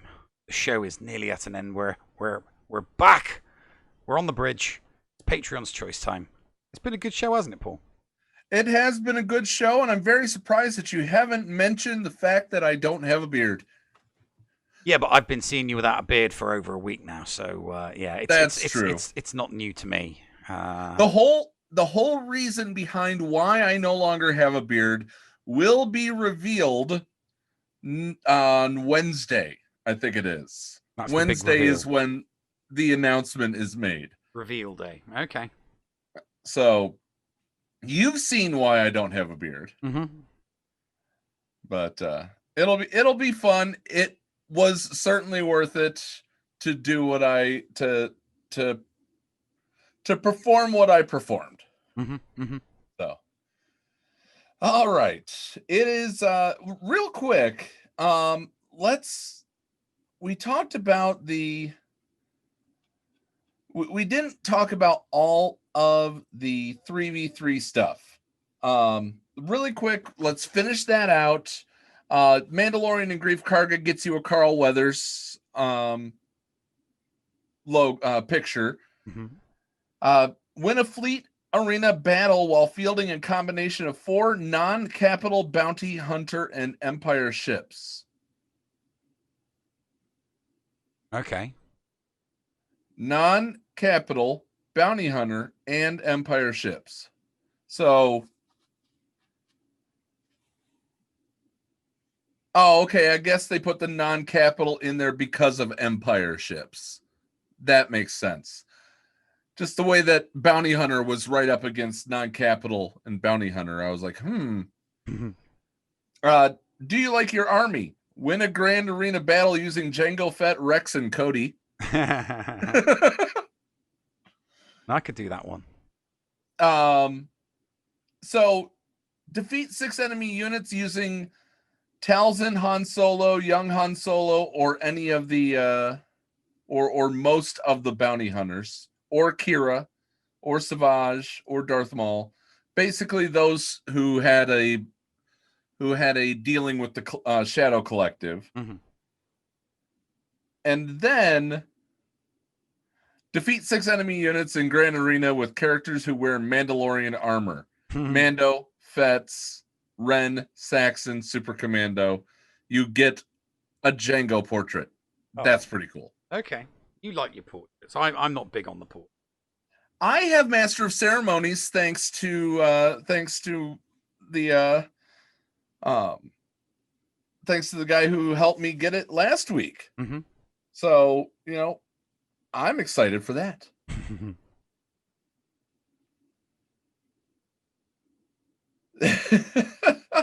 Helenix redeemed a question saying, for the boys on the bridge of the Millennial Fulcrum, is anyone hiding in that hallway behind you guys asking for a friend? We'll never know.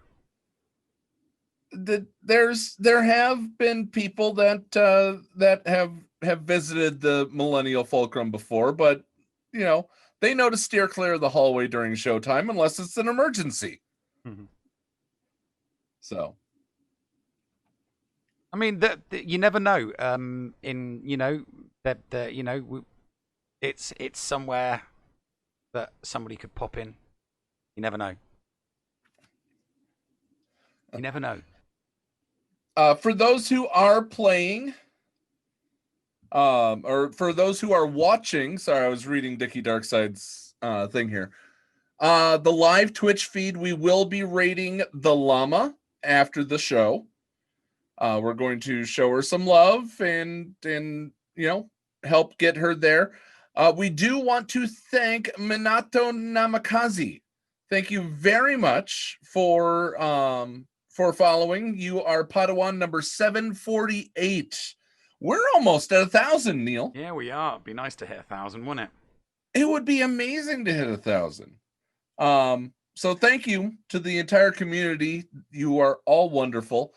Rand B asked Paul, how ready are you to go down this week in fantasy football? Let's see.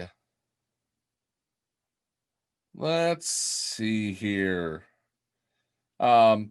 What's the score right now? I'm very interested. The matchup. Rand B has 9 points. Oh, he got 0.45 more points from Philadelphia's defense than he expected. I think that Baker Mayfield is going to have a breakout game. So we'll see. The Browns have not lost 2 in a row this year. So we'll see what happens. All right, let's get to Patreon's choice.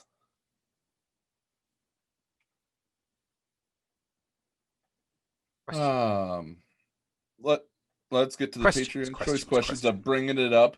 Neil, while we do that, why don't you explain what's coming up starting, I think, like next week? on the Escape Podcast channel? Yes, basically. So the on the Escape Podcast channel on YouTube, I'm going to start throwing up a lot of new content. Not really long videos. They're all going to be like really short, amusing, funny, kind of, you know, tongue-in-cheek videos. It's going to be a series, basically, Dear CG Doja Fett. So yeah, and every single video will be me asking the community manager for something that the community has asked for previously, but maybe not necessarily received a response from. So that's why it's going to be a little bit tongue-in-cheek, because, you know, there are things that we've asked for, that we've begged for, that we've prayed for, that we've sacrificed to the RNG gods for, but either didn't get a response in the Q&A or got a response, but it wasn't really an answer to you know, a question. So I'm going to be doing that on the YouTube channel and on the Twitch channel, because you know, I'm low on the moolah, so I'm going to be live streaming SWGOH every single night that we're not doing a show. That's every night. And possibly even nights that we do a show just later. And yeah, and possibly nights that we do a show just not later. So and that's because I have it not just GAC, but I also have my arena climbs. It's going to be my alt accounts. My main account is still going to be GAC Chain Gang, filling my 1 hour slot. That's still going to be my main account. But I have 3 other alts, and sometimes I just can't get it all in on the GAC, and, you know, don't want to rush it. You know, want to take my time, have a little bit of fun, get some cutaways done, and I will be downloading and putting in some new cutaways. You know, so I will be doing some new cutaways. I'll be getting some new cutaways this weekend in preparation for that. But yeah, it's going to be at least a 2 hour stream, minimum 2 hour stream. Right. And if you want to chime in and drop some biddies, that would be more than appreciated.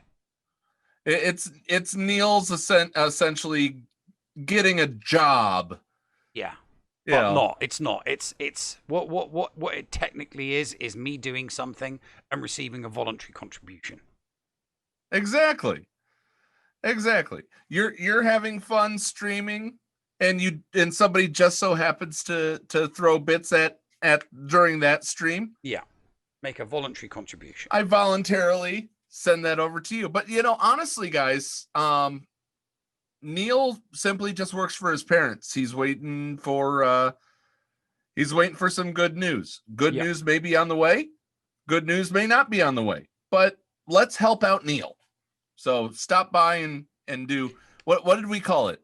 The Nev After Dark? It's the Nev After Dark. So it's not gonna be, I mean, don't get me wrong, it's not gonna be, you know, an expletive tirade like every other sentence, but, you know, it's definitely not going to be PG-13. Nev rages are free.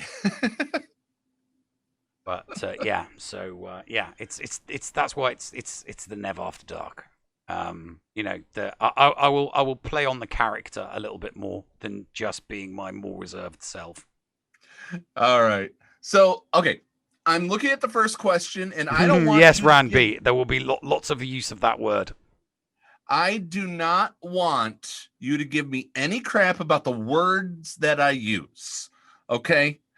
There's different colloquialisms. Just deal with it, Neil. Zaz's first question, name 3 sports you really like. Cricket. Golf. Did not take you for a golfer.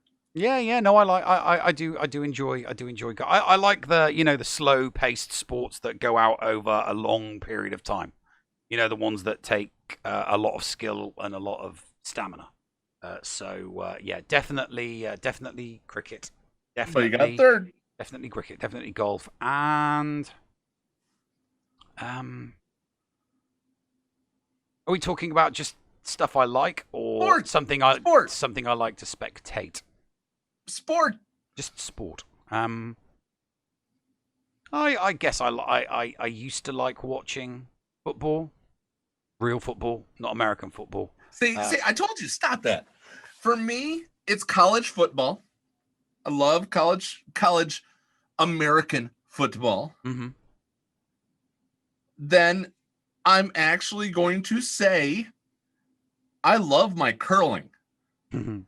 These are the sports I will actively go out of the way to watch. Cricket, curling, and American college football.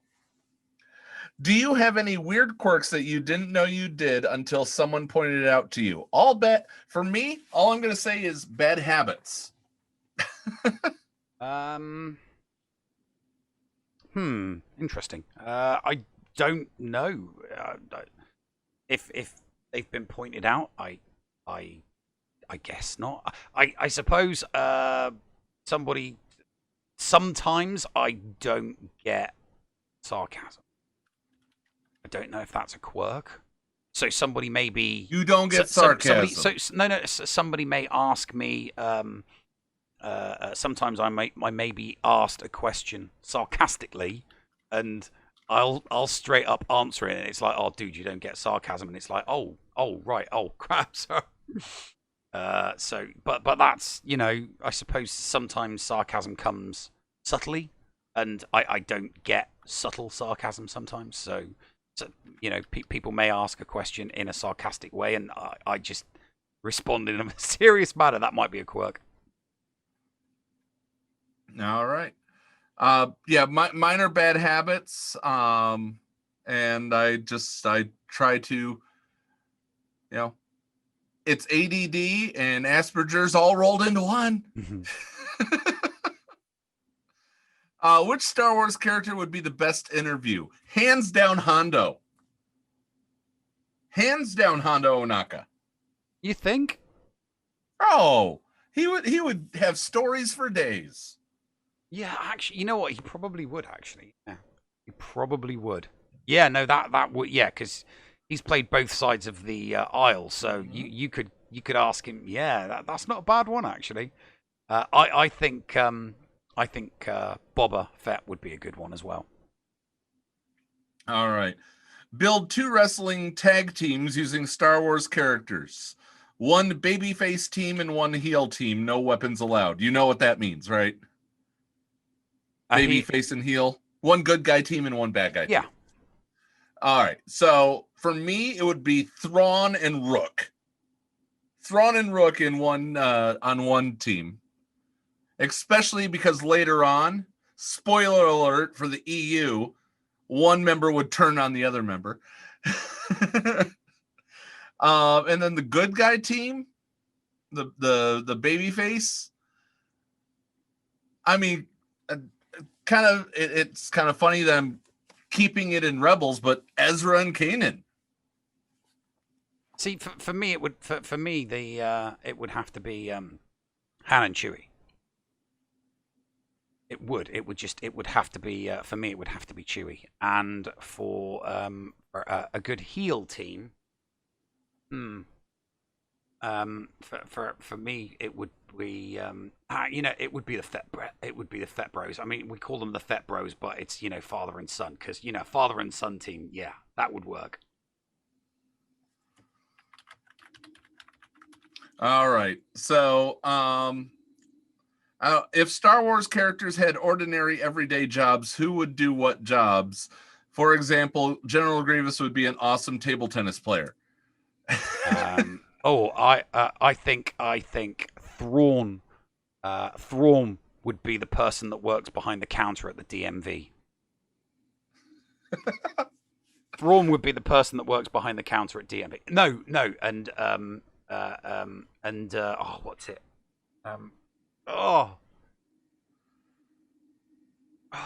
Although saying that, actually, no, it would be Jyn Erso, because she's got that resting bitch face.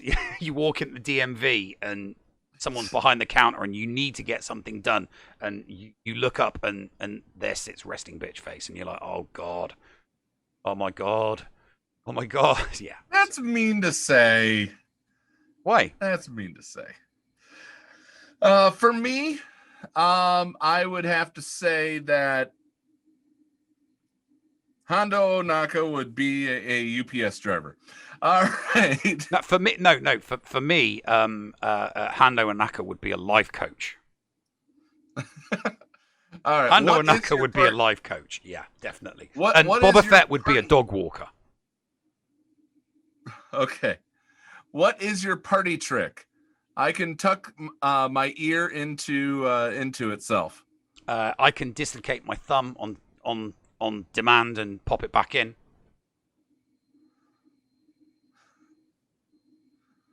Okay, that's messed up. And we just exhibited for the podcast version.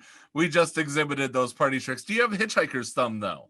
Can you go? Oh no, I can't. No, I can't bend it back. Okay, can't bend it back. Okay, so I can just all I can do is dislocate it out of the socket and pop it back in. All right. JJ Manners says, "Who's your favorite Beatle?" Beetlejuice. George Harrison, because he was born on the same day as I was. Beetlejuice. Beetlejuice. Michael Keaton. What's your favorite Beatles song?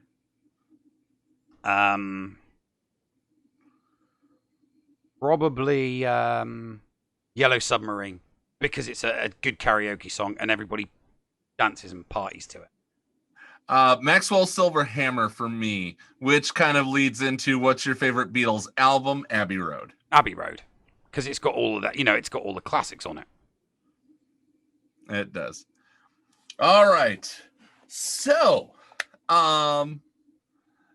that is going to do it for today. We are going to go raid the llama here in just a moment, so don't go too far. And make sure you guys give her a follow. She is trying to get to 200 while we try. She's trying to see if she can get to 200 before we get to 1,000. I think she has the minerals to do it. We'll see. Feel free to help her out. Mm-hmm. Oh yeah, please help her out. Feel free to help her out. So guys, thank you very much. Neil, anything else that we missed? No, I don't think we missed anything this week. All right. We are going to call it a night here. For those who are Patreons, come check us out in the Patreon after show. We'd love to talk to you guys and spend some time saying hello.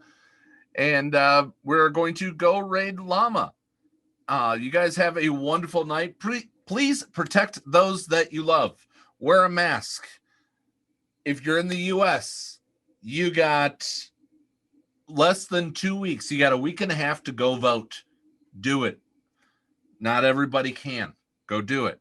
And then finally, be nice to each other, damn it. The most important words of the night. That does it for us this week. We'll see you next week on the Escape Podcast. Neil, push the button. You got it, mate. Ta for now, folks.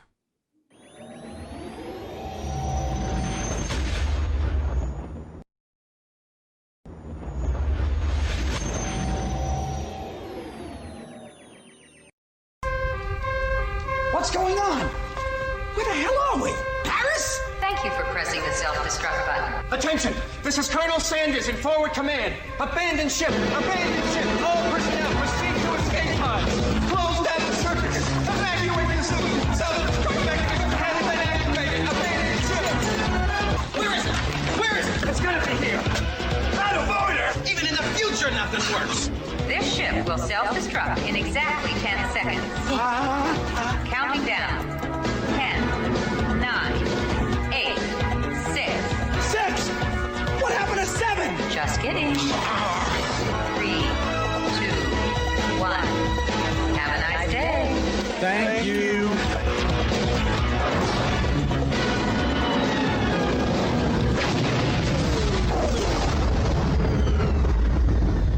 Hello, friends. This is Thaddeus from Going Nerdy. The Escape Podcast was filmed in front of a live studio audience full of tweaked out murder bears. Sit, boo-boo, sit. Good dog.